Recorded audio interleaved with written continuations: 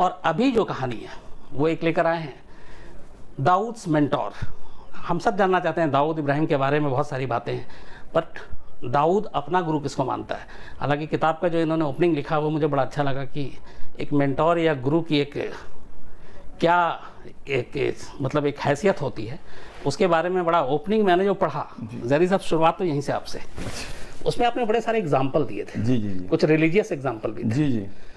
और फिर आप अचानक लेकर आते हैं उस पर हिंदुस्तान के मोस्ट वांटेड दाऊद इब्राहिम पर। जी।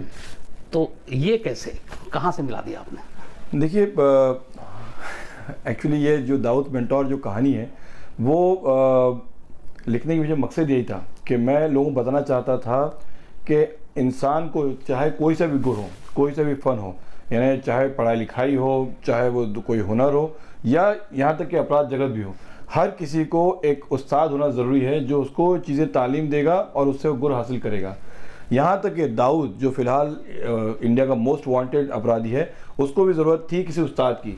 वरना आप देखें, दाऊद जो है वो 7वीं क्लास का ड्रॉप आउट है, उसने ज़्यादा पढ़ाई लिखाई की नहीं, यानी उसको बिजनेस की कोई अंडरस्टैंडिंग नहीं थी।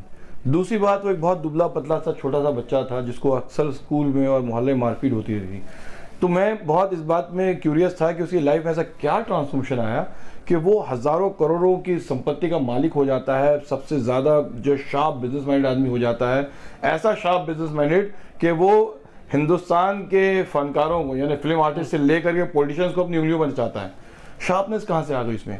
फिर जो फाइटिंग स्किल्स, सर्वाइवल स्किल्स, यानी दाऊद ने अपने सारे राइवल्स को, चाहे वो अरुण गवली हो, चाहे नाइक गैंग हो, चाहे राजन हो, जितने भी राइवल्स थे उन सबको उसने जो तबाह कर दिया।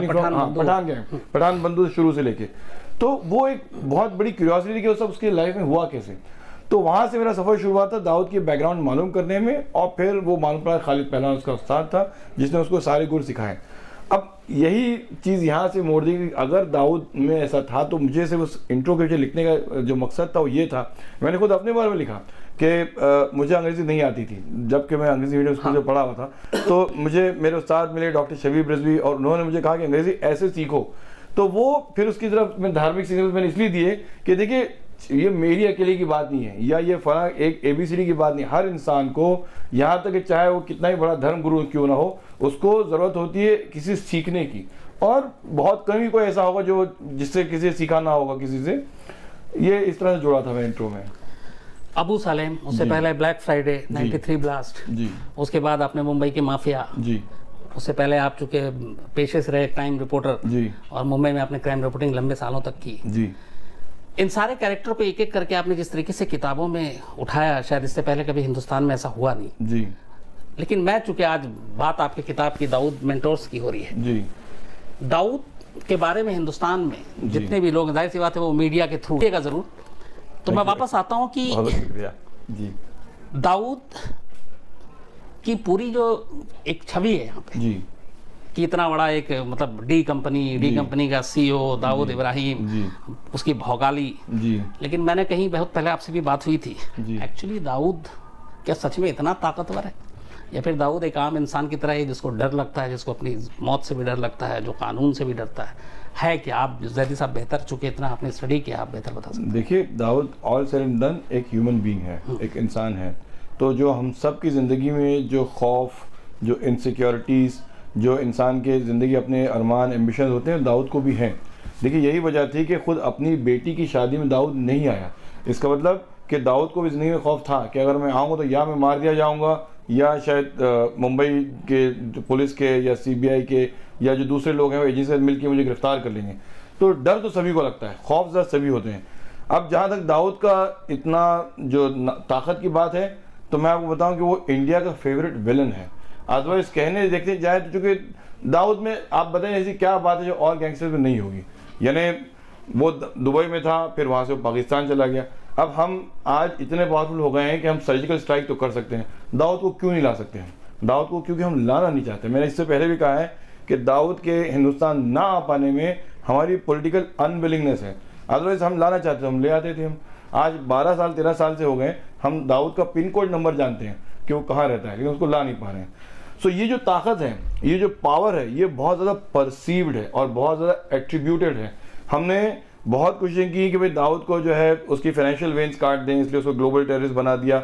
लेकिन जो पॉइंट है कि दाऊद इतना पावरफुल है कि जो क्या वर्ड है, ओमनीपोटेंट, कि कुछ भी कहीं भी, यानी एक छोटा से छोटा जो अपराध हो जाए या अगर कोई ना कोई बॉम्ब ब्लास्ट भी हो जाए उसमें दाऊद का हाथ होगा। दाऊद ने ही कराया है भाई, क्यों? ऐसा तो हो सकता है कि दाऊद हर जगह प्रेजेंट होगा, हर कुछ कर सकता है, ऑल पावरफुल होगा। ठीक है, अपराध जगत का एक बहुत बड़ा सरगना है, कुछ लोग उसकी बातों में मान लेते हैं, कुछ लोगों को फ़ोन पे हुक्म दे सकता है, लेकिन हर चीज़ की वजह उसका हाथ हो। यानी यहाँ तक कि 93 ब्लास्ट में उन लोगों ने कहा कि दाऊद अक्यूज नंबर 1 है, लेकिन आप देखने जाइए तो दाऊद के बारे में से 2 स्टेटमेंट मिलते हैं। जब मुंबई में ट्रेन के ब्लास्ट हुए तब दाऊद ने कराया। अब ये अलग बात है कि जो पाकिस्तानी का नाम लिया, पाकिस्तानियों को भी प्रूव नहीं कर पाए, लेकिन हर चीज़ के बारे में दाऊद का नाम लेके एक बड़ा सा हवा उन्होंने पैदा कर दिया। जो हमारे बचपन में कहते थे ना, अम्मा की सोचा सोचा तो शेर आ जाएगा, तो ये हमारे यहाँ डराने के लिए देखो दाऊद ने किया है। आप किसी चीज़ को कहीं तो एट्रीब्यूट करेंगे तो आप दाऊद पे एट्रीब्यूट करने लगे। अब इससे बड़ा हो गया, उसकी छवि बड़ी से बड़ी होती चली गई। सवाल ये कि हम उसको ला सकते हैं लेकिन लाना नहीं चाहते, ये आपने कहा। सब क्यों नहीं लाना चाहते, इसके पीछे क्या मकसद हो सकता है? देखिए, उसके पीछे 2 बड़े प्रॉब्लम हैं। सबसे बड़ा प्रॉब्लम यह है कि दाऊद को अगर ले आए तो जाहिर सी बात, जो दाऊद के जिन लोगों के साथ रिलेशन थे, जिन मंत्रियों के साथ रिलेशन थे, वो रिलेशंस खुलेंगे। और यानी फिर जब दाऊद से पूछा जाएगा तो कहते हैं ना, जब बात निकलेगी तो दूर तक जाएगी। तो सारे बड़े बड़े पॉलिटिशियन जो आज बहुत बड़ी बड़ी जगहों पे हैं और जिनके 30-40 साल के जो उनके करियर हैं, बम्बई से लेकर दिल्ली तक, वो सब बाहर आएगा। कौन चाहता है वो करना? तो इससे बेहतर ये कि भाई एक आदमी ना आए और ये राज जो है वो राज ही रह जाए। पहली बात तो ये हो गई। दूसरी बात ये है कि दाऊद के बाहर रहना खुद हमारे लिए कन्वीनियंट है कि वो अपराध जो हमसे नहीं खुलते, जिनकी गुत्थियाँ नहीं सुलझती हैं, वो अपराध को किसी पे मरने के लिए हमारे पास एक नाम होगा। तो बेहतर है कि आदमी वहीं बैठा है। ऐसे भी आने के बाद हमारे लिए यूजफुल क्या होगा? आप देखिए, छोटा राजन आके तिहाड़ में बैठा है, हमारे क्या काम का है? हमने उसके आने से क्या अचीव क्या कर लिया? यानी वो 75 केस जो कह के हम लाए थे, आज मुंबई पुलिस से 75 केस की फहरिस्त अभी तक तैयार हो रही है। तो किसी भी गैंगस्टर को ले आने से कोई सर्व नहीं होता, बल्कि उल्टा नुकसान हो जाता है। इस बुक की अगर मैं बात करता हूँ दाऊद मेंटर्स की, तो आपने शुरुआत बताई दाऊद के बारे में। दाऊद, ये सभी जानना चाहते हैं कि दाऊद एक इब्राहिम कास्कर जी, जो अपने बाप से भी बहुत डरता था, जो कि वो डिसिप्लिन के पक्के थे, पुलिस में थे जी, तो उनका भी ये बेटा, और देखते ही देखते उसके बाद इतना बड़ा फिर अंडरवर्ल्ड का डॉन, नंबर 1 बल्कि डॉन का खिताब भी दे दिया गया मीडिया के जरिए। दाऊद की कहानी है क्या? ये इसके गुरु और उसके आगे की कहानी, ये मैं जानना चाहता हूँ कि अगर आप दाऊद की कहानी देखिए, वो मेरा जहाँ तक समझना है कि वो एक ऐसे लड़के की कहानी है जो ज़िंदगी में कुछ इत्तेफाक और उसकी कुछ खुशकिस्मतियों की वजह से वो आदमी बड़ा हो गया। यानी शुरू से जब उसकी लड़ाई जब पठानों से चल रही थी, तब सिर्फ वो और साबिर 2 लोग थे, और पठान गैंग बहुत बड़ा गैंग था। लेकिन हुआ ये कि दाऊद की पहचान पुलिस वालों से करा दी इकबाल नातिक ने, तो उसके पीछे पठान से बड़ा फोर्स आ गया। अब ये उसका लक कि चूंकि उसका बाप भी कांस्टेबल था और उसको एक क्राइम जर्नलिस्ट ने उसकी पुलिस वालों से पहचान करा दी, तो वो अपने आप में पावरफुल हो गया। दिस वॉज फर्स्ट थिंग जो दाऊद की लाइफ को पावरफुल बनाता है। दूसरी बात ये कि ये पठान खालिद पहलवान, जो खुद भी एक पठान था, वो दाऊद के हिमायत में उसने दूसरे पठानों से जंग मोल ली, और ये जंग काफ़ी लंबे तक चली, यहाँ तक कि हर बार जब भी दाऊद पे हमला होता था, खालिद पहलवान उसकी जान बचाने पहुँच जाता था। तीसरी बात कि उस लेवल पे, उस शिखर पे पहुँचते पहुँचते दाऊद ने पुलिस वालों से और मंत्रियों से वो पहचान बना ली थी, पैसे के ज़रिए या जिस ज़रिए से आप कहिए, कि वो लोग दाऊद की जी हुजूरी करने लगे थे। तो यानी जब दाऊद को जो है DS सोमन अरेस्ट करने के लिए पहुंच रहे थे, उस वक्त ऐन वक्त पे दाऊद को एक कांस्टेबल ने आके बता दिया, जो ये मोबाइल के ज़माने था नहीं 86 में, और वो दाऊद को लेके टेरिस से लेके फरार हो गया। यानी दिलीप सुमन का बाद में कहना यह है कि जब मैं पहुंचा हूं तो वो सिगरेट आदि जल रही थी और AC चल रहा था, और सोफे पे अब भी वो निशान मौजूद थे कि अभी यहाँ से बैठ के गया है। ये अगेन लक की बात आपके लिए। तो ये जो 2-4 ऐसी बड़ी घटनाएं हुई हैं, दाऊद को उन घटनाओं ने बड़ा बना दिया। लोग कहते हैं किसी इंसान की ज़िंदगी में एक ब्रेक काफ़ी होता है, इतने सारे ब्रेक तो फिर भी बहुत ज़्यादा हो गए उसके लिए। ये जो दाऊद का मेंटोर है, एक जगह पे आपने लिखा है कि कैसे वो दाऊद बेल पे बाहर था, लेकिन हाजिरी लगाने के लिए पुलिस स्टेशन जाना होता था, और जब पुलिस स्टेशन जाएगा तो जाहिर सी बात वो हथियार लेके जाएगा नहीं, और उसी वक्त पठान ब्रदर्स ने ये तय किया था कि ये बिना हथियार का होगा तो दाऊद पे हमला करना, ऐसे मार डालना। लेकिन उसका गुरु जो है उसको एंड टाइम पे बचाता है। वो कहानी क्या है? देखिए आपने नागपुर पुलिस में पता नहीं देखा हाँ, कि देखा। एकदम गली के ऐसी जगह पर है कि यानी आप सोचिए कि 5 या 10 फीट जो है रोड के उस तरफ बिल्डिंगें बनी है जो बहुत करीब है और वहाँ फुटपाथ भी है नहीं। अगर आप नागपाड़ा के गेट पे खड़े के सामने देखें तो आपको मेमनानी मेंशन दिख जाएगा। ये वो तमाम बिल्डिंग जो सामने ही है, यानी वहाँ आदमी बैठ के क्या कर रहा है, उसकी क्या गतिविधियां हैं, कोई किसी हाथ में किताब है या अगर कोई बच्चा खेल भी रहा है तो आपको यहाँ से दिख जाएगा। ये बात बॉम्बे की अक्सर जगहों की है। अगर आप जे फ्लाईओवर से भी जाइएगा तो आपको जे फ्लाईओवर की इस तरफ की बिल्डिंगों में क्या हो रहा है वो दिख जाएगा, बाकायदा क्रिकेट मैच दिख सकता है आपको। तो खालिद जो है देखिए 1970 बॉम्बे पहुंचे थे और 1980 10 साल गुजार लिए थे उन्हें। उस 10 सालों में इतनी घटनाएं हो चुकी थी कि खालिद एक बॉम्बे के मजे हुए अंडरवर्ल्ड के कैरेक्टर हो चुके थे। उनको मारधाड़ लड़ाई सारा कुछ उनको समझ में आ चुका था। जब ये गए और उनको पता था कि पठानों से लंबी दुश्मनी आ रही है और ये एक बात जानते थे कि अगर पठान किसी का दुश्मन हो गया तो फिर कुछ भी हो जाए वो उसकी जान लेके छोड़ेगा। अब ये जब दाऊद वहाँ जा रहा है और ये बात पठानों को पता है तो हो सकता है कि पठान इस पर हमला करेंगे, अमीरजादा आलम देव। ये खुद की जो है खालिद की सूझबूझ या आप दूर अंदेशी कह लीजिए कि वो उस वक्त बंदूक लेके गया साथ में और उसने बड़ी मुस्तैदी से आसपास नजर रखी।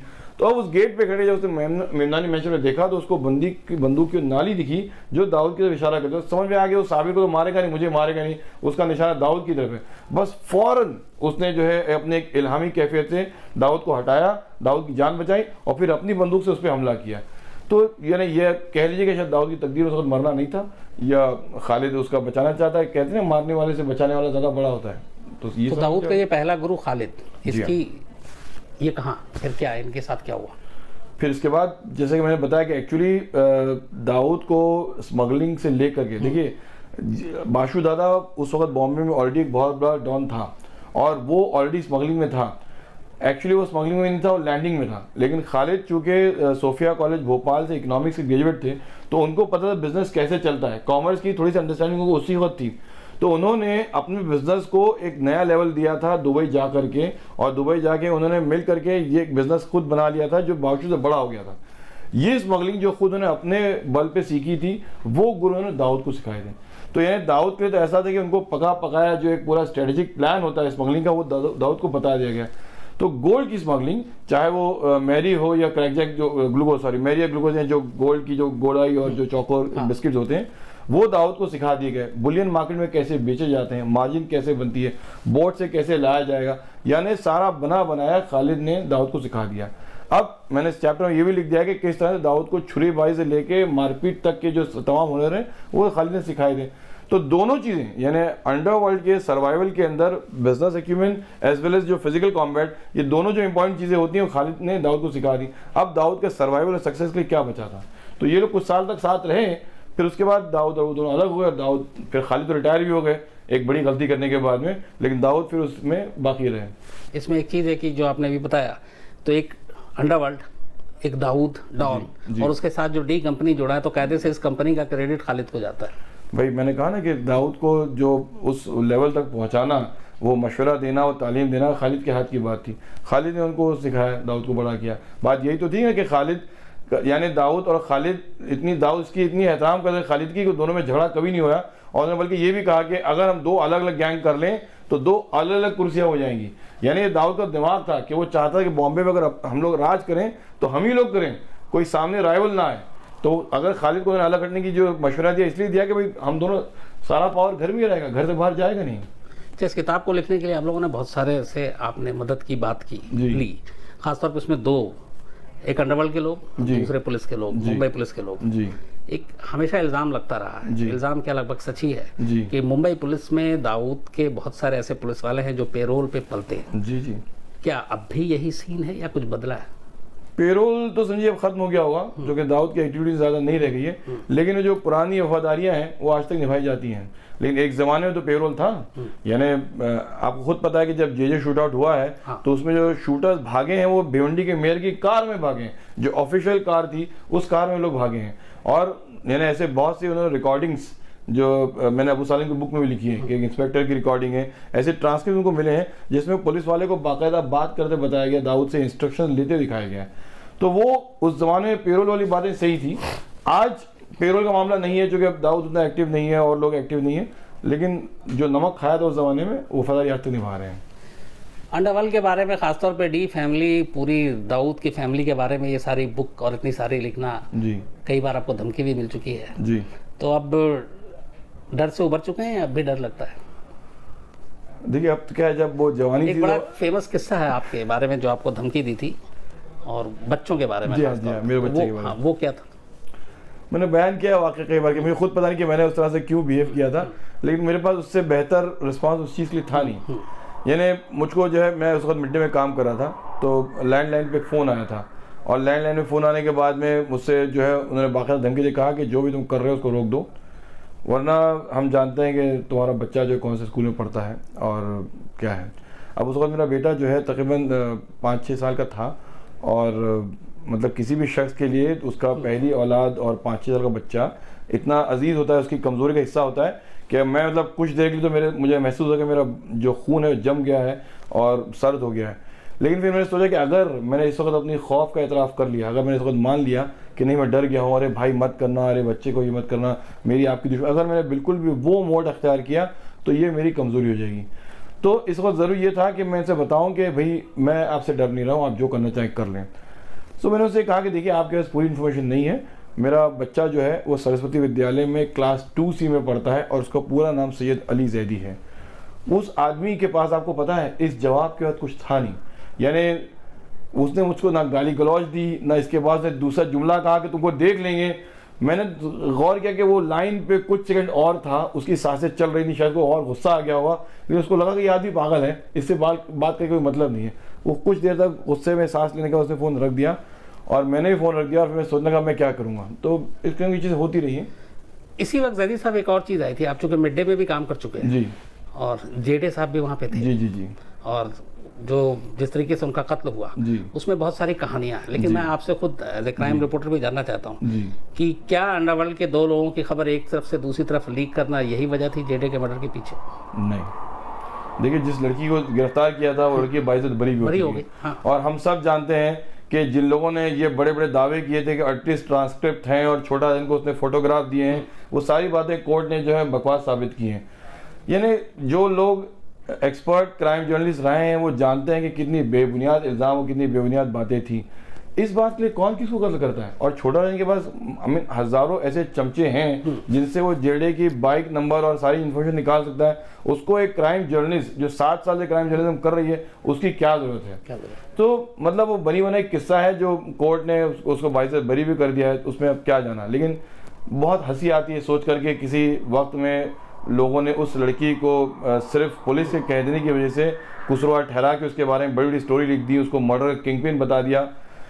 तो मेरा सवाल ये कि एज ए जर्नलिस्ट हम सबको थोड़ा सोचना चाहिए कि हम क्या कर रहे हैं। और ये हमारे में से एक ऐसी लड़की है जो हमारी ही फ्रेटर्निटी का हिस्सा थी, यानी जैसे हम स्टोरी करते हैं वैसे ये स्टोरी करती है। तो क्यों हम अपनी ही किसी फ्रेटर्निटी के किसी सदस्य के साथ में एक नाइंसाफी का सलूक कर रहे हैं जस्ट बिकॉज किसी ने उसके बारे में कुछ कह दिया, सोचा तक नहीं। 38 ट्रांसक्रिप्ट में एक दिखा दीजिए, वो जो गूगल पे जो फोटो भेजी है उसने जेडे की वो दिखा दीजिए।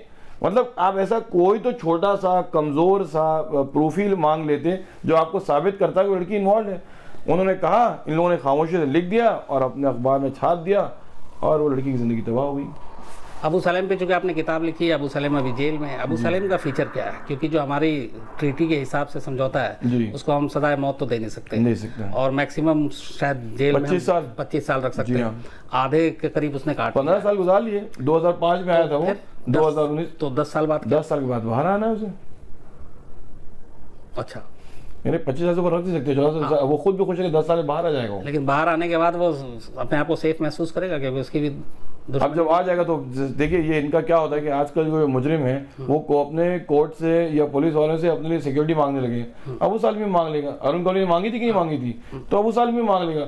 और अगर उसको वाकई थ्रेट हुआ तो मुंबई पुलिस को वो सिक्योरिटी देना भी पड़ेगी। हालांकि डिबेट अभी चल रहा है कि कहा जाता है कि लीगल जो सर्कल्स हैं यानी जो जुडिशरी है वो कमिटेड नहीं है, बाउंड बाई नहीं, जो पॉलिटिशियंस ने जो प्रॉमिस दी है। तो अगर समझे कि एल.के. अडवाणी ने जो लिखित में दिया भी है उसके लिए हमारे जो जज महोदय हैं वो इस बात के बाध्य नहीं है कि उस बात को माने और उसको सजाए मौत न दें। तो अभी ये एक डिबेट है, पता नहीं किस मोड़ पे जाकर इंटरनेशनल कोर्ट में भी। जी हाँ, जी हाँ। तो ये बात अभी चल रही है। लेकिन ऐसा लगता है कि शायद 10 साल के बाद वो आज़ाद हो जाएगा। दाऊद इब्राहिम कहाँ है अभी जैदी साहब? मैंने आपसे कहा कि वो पाकिस्तान में, अच्छा, और इस्लामाबाद में उसके एड्रेस मौजूद हैं। बीच बीच में आ रही खबर बहुत बीमार है, कई बार ऑपरेशन हो गया, ये क्या है मतलब? भाई मैं जानना चाह रहा हूँ किसने कहा है, हाँ, कौन कहा है, एक तो वेरीफाई तो करिए उसे। दाऊद इब्राहिम के अघोषित पीआरओ के तौर पे जो बातें होती हैं, सारे जो मीडिया के लोग हमारे यहाँ बात करते हैं, एक ही शख्स है जी, वो है छोटा शकील जी। तो आप छोटा शकील से आपने पूछ ली कि भाई वाकई बीमार है कि नहीं है। और मेरा पॉइंट तो आपसे जानना चाह रहा था। देखिए, मैंने दाऊद के कुछ ऐसे ट्रांसक्रिप्ट अभी हाल में सुने हैं जहाँ पे दाऊद अपने आप में बहुत हेल और हार्टी है, और लोगों से जो है मैं उस मीडियम का नाम नहीं लूंगा क्योंकि मेरा सोर्स एक्सपोज हो जाएगा, लेकिन इस डिजिटल मीडियम पे मैंने दाऊद की आवाज़ सुनी है जहाँ लोगों को बाकायदा इंस्ट्रक्शन दे रहा है और लोगों पे हंस भी रहा है वो कि यार ठीक है, अभी टेलीविजन वालों को अपना टीआरपी बढ़ाने दो और मीडिया वालों को खुश हो जाने दो, कोई फर्क नहीं पड़ता, लेकिन तुम वो इस चीज़ का ये करे ना, वो बिजनेस कुछ इंस्ट्रक्शन दे रहा है दाऊद, अपने उस आदमी को सुन रहा है और पूरी इंस्ट्रक्शन ले रहा है वो। तो अगर इतना ही बीमार है तो उसको शार्प नहीं होना चाहिए, उसकी आवाज़ में कुछ कमजोरी होना चाहिए, और वो जो इंस्ट्रक्शन दे रहा है बिजनेस के, इसका मतलब कि वो अभी तक पूरी तरह हैंड्स ऑन इन्वॉल्व है उस चीज़ के अंदर। और छोटा शकील खुद कह चुका है कि दाऊद बीमार नहीं है, क्योंकि वो तो उसका राइट हैंड मैन है। तो अब ये कहाँ से खबरें आती हैं, कौन कहता है? Intelligence agency. डिजिटल मीडियम के अलावा आपकी कभी दाऊद से वैसे बात हुई? देखिए, मैंने जानबूझ के, अगर मैं चाहता तो दाऊद से मुलाकात कर लेता या दाऊद से मिल लेता, क्योंकि मैंने सुना है कि अक्सर दाऊद जो है हज के लिए या उम्रा के लिए जो है उसका मक्का जाना होता है, और मतलब अगर मैं चाहता तो मुलाकात हो सकती थी, वाया मीडियम से बातचीत हो सकती थी, लेकिन मुझे लगा कि ज़रूरत नहीं थी, क्योंकि मेरी कहानियों के लिए या मेरी रिपोर्टाज के लिए मुझे दाऊद से वेरिफिकेशन की या कम्युनिकेशन की कोई ज़रूरत नहीं थी। होगा ये कि पता नहीं कहानी होगी या ना होगी, लेकिन पुलिस तो मेरे पीछे पड़ जाएगी ज़बरदस्ती में, तो मुझे क्या ज़रूरत है उस भीड़ के छत्ते में हाथ डाल के अपने लिए मुसीबत पैदा कर लेने की। अगर दाऊद पे ही किताब लिखनी पड़ी या दाऊद की ही कहानी लिखनी पड़ी तब? मैंने कहा ना कि अगर जैसे मुझे मौका मिला और अगर मुझे वाकई लगा कि ज़रूरत है मुझे दाऊद से मुलाकात करने की, तो शायद मिल भी लूँगा मैं, लेकिन फ़िलहाल अभी तक तो ऐसी कोई ज़रूरत मुझे महसूस नहीं हुई। तो अब कुल मिला के एक दो चीज़ें, छोटा राजन तिहाड़ के अंदर दाऊद, अब ज़्यादातर कहें तो वो बिजनेसमैन टाइप जी, तो मुंबई अंडरवर्ल्ड की अब इस वक्त तस्वीर क्या है? मुंबई अंडरवर्ल्ड जो है अब काफ़ी लो हो गया है, काफ़ी स्लो हो गया है। अब उनमें एक्टिविटी उस तरह रह नहीं गई, क्योंकि देखिए अरुण गवली भी कन्विक्टेड होकर पहुंच गया, यानी आप देखिए सारे मोहरे अंडरवर्ल्ड के जो है वो एक तरह से पिट चुके हैं। अबू सालिम भी खुद जो है तलुजा जेल के अंदर है। आप ये देख लें कि ये जो सारे जो लोकल लेवल के लोग थे ये ख़त्म हो गए। दाऊद ऐसे भी उसने अपना सारा जो अंडरवर्ल्ड की एक्टिविटीज़ थी वो शकील के हवाले कर दी थी, तो शकील के गिने चुने लोगों से जो राब्ता है वो चालू है और वो अपने बिजनेस कंटिन्यू हो रहे हैं, जो भी उसके रियल एस्टेट में और जहाँ जहाँ उसकी फंडिंग की चीज़ें हैं हो रही हैं। बट जो एक खुलेआम धमकियाँ और जो हत्याकांड और वो सब चीज़ें जो होना थी, उन वाक़यात में काफ़ी हद तक कमी आ गई है। पता मुंबई बॉलीवुड फिल्म इंडस्ट्री जी, मुंबई बिल्डर्स, बड़े बिजनेसमैन जी, अब इन लोगों को मान के चलेंगे अंडरवर्ल्ड से थोड़ी सी अब रहम मिल गई, इनको उतनी धमकियाँ नहीं मिलती, ये इतने पैसे इनसे नहीं ले आते। देखिए, एक ज़माना था जब धमकी दे के पैसे लिए जाते थे। अब अगर आदमी खुद से ऑफर कर लेता है या खुद से बिजनेस में वो परसेंटेज रख लेता है, तब धमकी की और मारपीट की ज़रूरत ही नहीं रहेगी ना। अब तो सामने सामने बात हो जाती है कि जो भी बिजनेस हो रहा हूँ इसमें 10% इनका, ख़त्म हो जाती है बात। अब वो पैसा जो है वो थ्रू हवाला या थ्रू किसी भी मीडियम से पहुँच जाता है, तो अब ज़रूरत क्या है धमकी की? एक कड़ी थी मुंबई में दाऊद इब्राहिम की बहन हसीना जी, डेथ हो चुकी है जी।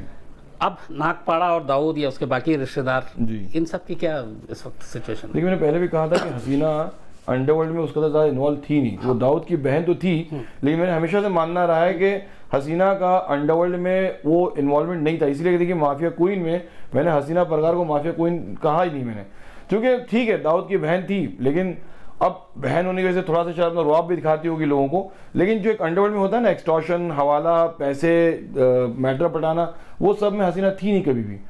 ये अलग बात है कि उसके कुछ रिश्तेदार थे जिनका मैं फिलहाल नाम नहीं लेना चाहूँगा, वो दाऊद के रिश्तेदार होने का काफ़ी फ़ायदा उठाते थे, लेकिन उनको भी आप अंडरवर्ल्ड का उसका ज़्यादा ऑपरेटिव नहीं कह सकते हैं। अब इकबाल कास्कर जो है, जो वापस लौट के आया था, लोग उससे काफ़ी खौफ खाते थे और वो एक तरह से काफ़ी लोकल भाई बन के उभर रहा था, लेकिन उसकी गिरफ्तारी के बाद भी अब वो चीज़ भी जो है ख़त्म हो चुकी है। तो उसके जो दूर दराज के रिश्तेदार हैं वो दाऊद के नाम की रॉयल्टी अब भी हासिल कर रहे हैं, लेकिन जो कहा जाए कि दाऊद के उत्तराधिकारी एक सक्सेसर है जो बॉम्बे के अपराध जगत में अपना पैर जमा के बहुत कुछ पैसे बना रहा है, लोगों को डरा रहा है, वो बात तो सही नहीं है।